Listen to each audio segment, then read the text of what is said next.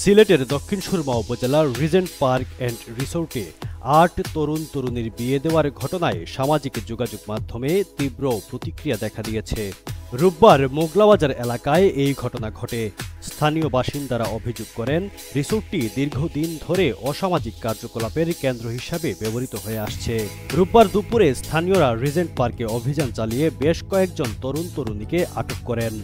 আটকদের মধ্যে ৮ জনকে স্থানীয় কাজী ডেকে দেনমোহর নির্ধারণ করে বিয়ে দেয়া হয়। কাজী আব্দুল বারী জানান, ৪ যুগলের মধ্যে ৩ জনের দেনমোহর ১০ লাখ টাকা এবং একজনের ১২ লাখ টাকা নির্ধারণ করা হয়। বাকিদের পরিবারের জিম্মায় ছেড়ে দেয়া হয়।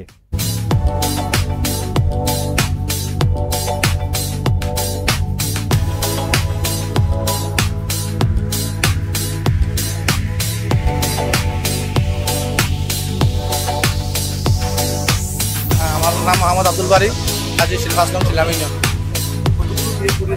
4টা বিবাহ করাইছি। সবাই কি সম্মতিক্রমে, সবার সম্মতিক্রমে, গার্জিয়ান সম্মতিক্রমে, এলাকার ছেলে মেয়ের সম্মতিক্রমে, এলাকার মুরব্বিয়ান সম্মতিক্রমে। স্থানীয়রা অভিযোগ করেন, রিজেন্ট পার্ক উদ্বোধনের পর থেকেই এটি অসামাজিক কার্যকলাপের কেন্দ্রস্থল হয়ে ওঠে।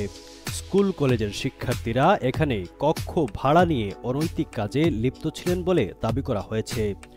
অভিযান চলাকালে স্থানীয়রা বিষয়টি ফেসবুক লাইভ করেন এবং তরুণীদের ছবি ও ভিডিও ধারণ করে সামাজিক মাধ্যমে ছড়িয়ে দেন। এ নিয়ে ব্যাপক সমালোচনা দেখা যায়। সামাজিক যোগাযোগ মাধ্যমে কেউ এই ঘটনার তীব্র নিন্দা জানিয়েছেন।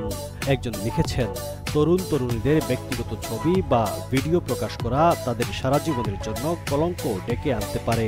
অপর একজন মন্তব্য করেন, প্রাপ্তবয়স্কদের তাদের জীবন নিয়ে সিদ্ধান্ত নেওয়ার অধিকার রয়েছে, তাদের গোপনীয়তা লঙ্ঘন করা উচিত নয়।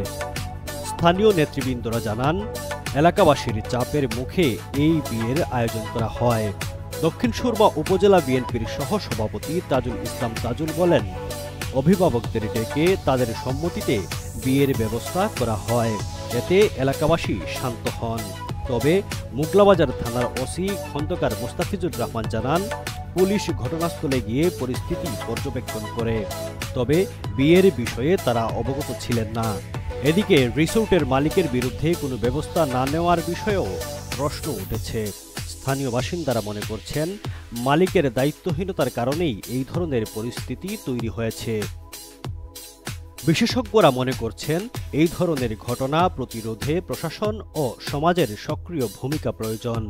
পাশাপাশি ব্যক্তিগত গোপনীয়তা রক্ষার বিষয়ে জনসচেতনতা বাড়ানো জরুরি। ভবিষ্যতে এমন ঘটনার পুনরাবৃত্তি রোধে কার্যকর ব্যবস্থা নেওয়ার উপর জোর দিচ্ছেন সংশ্লিষ্টরা।